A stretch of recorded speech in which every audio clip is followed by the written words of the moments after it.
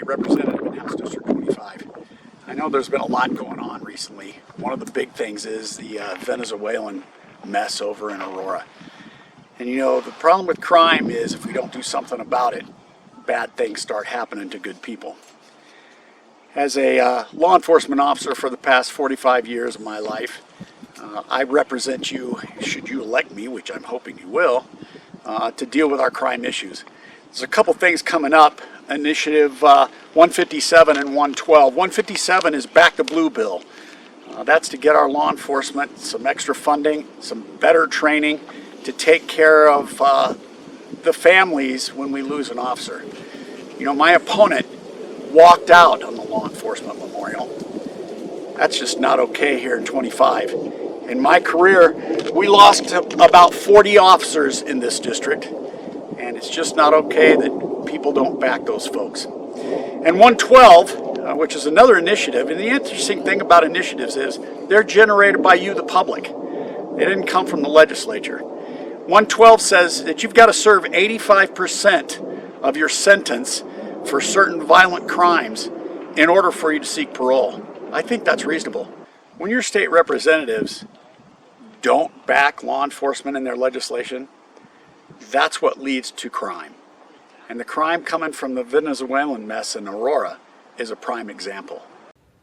So there are several buildings actually under the same ownership, out-of-state ownership, that have fallen to these Venezuelan gangs.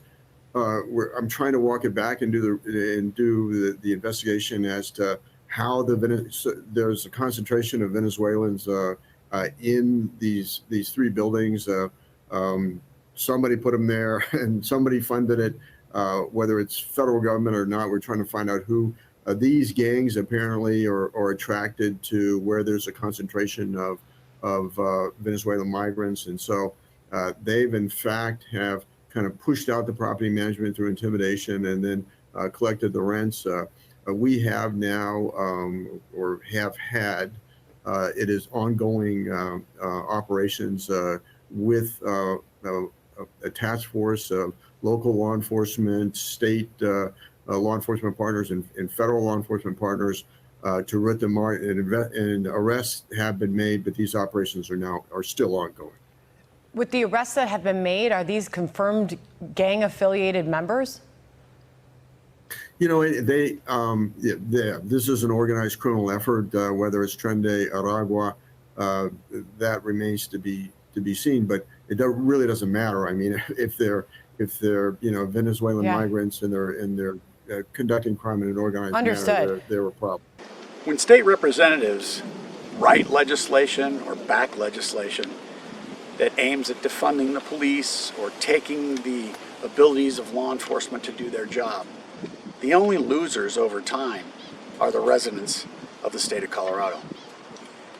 With legislation currently moving forward, I encourage you to look at what's happening. I know that you want law enforcement to show up when you call. You expect to have people take care of you and keep you safe. I'm your law enforcement representative. My name's George Mumma. I want you to go to the polls and vote. You can find me at helpgeorgewin.com. Thanks. I back the blue.